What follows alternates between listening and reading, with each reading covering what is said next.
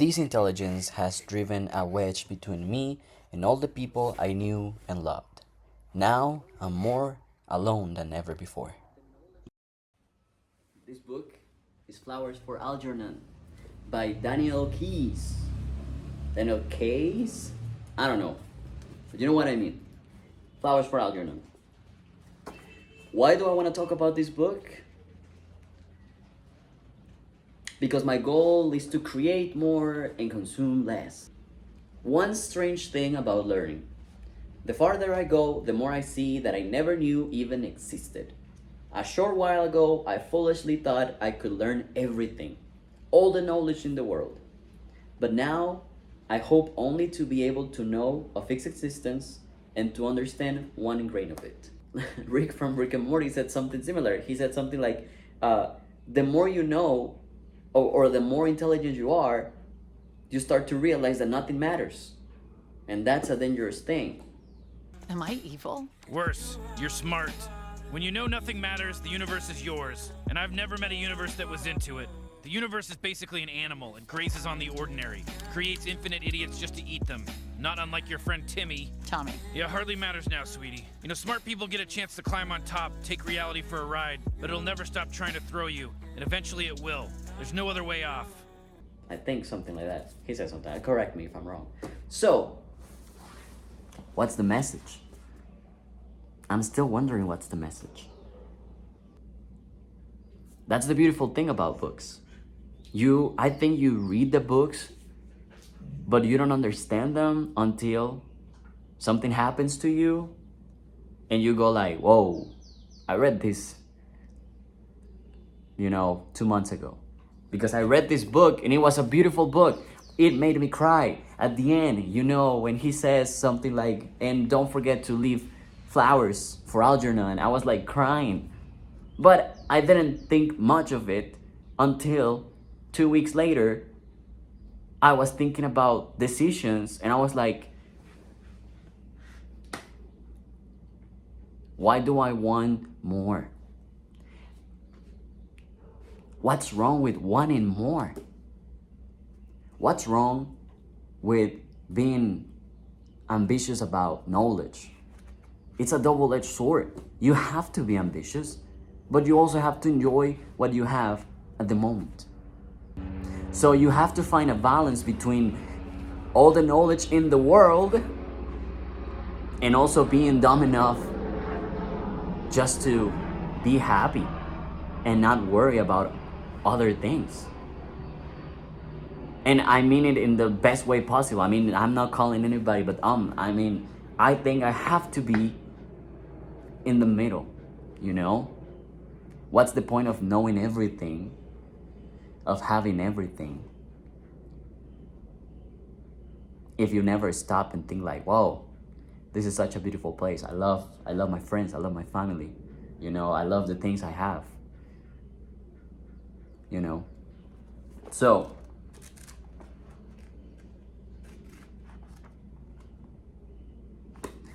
the fact that Charlie goes through all of the stages in life in a couple of months, he went from being a dumb child wanting to know everything, to an angry adult, angry at life, wondering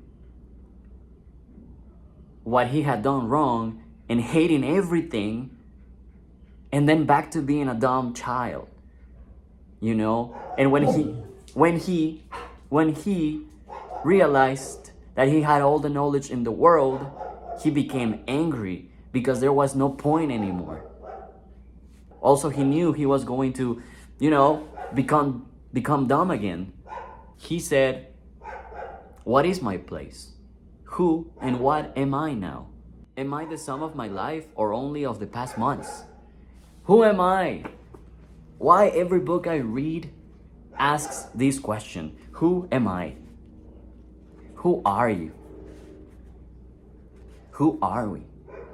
You are a lot of things. Every book tells you a different thing. A book tells you you are the sum of all of your experiences. A different book tells you you are the values that you have and you appreciate. You are what you do constantly. Everybody tells you a different thing, and actually, I don't know who I am. I guess that's why I'm making this video.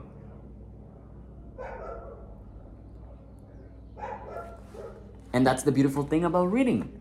You find knowledge that you didn't have before, and now you have, and you can use it to your advantage.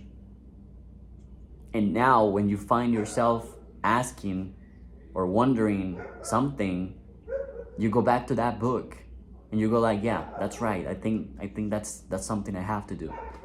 That's the beautiful thing about life. If you were born with all the knowledge in the world, you would probably kill yourself, right? But no, but you don't. You are not born with all the knowledge in the world for a reason. And there are books for a reason. You study for a reason. If you were meant to be super smart, I don't know what I'm talking about right now. I don't know what I'm talking about right now. It went from flowers for Algernon to fucking the universe, what's going on in life, right? But I think the most important message of this book is don't be a jerk. Nah, I'm kidding. The most important message of this book for me is memories. I think.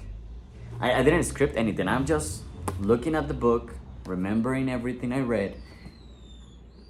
You know, I haven't analyzed the book at all. I'm just thinking I'm just talking as I, So, memories. Memories are a crazy thing. We all have memories. Did those things actually happen the way you think they happened? Because that's what happened to Charlie.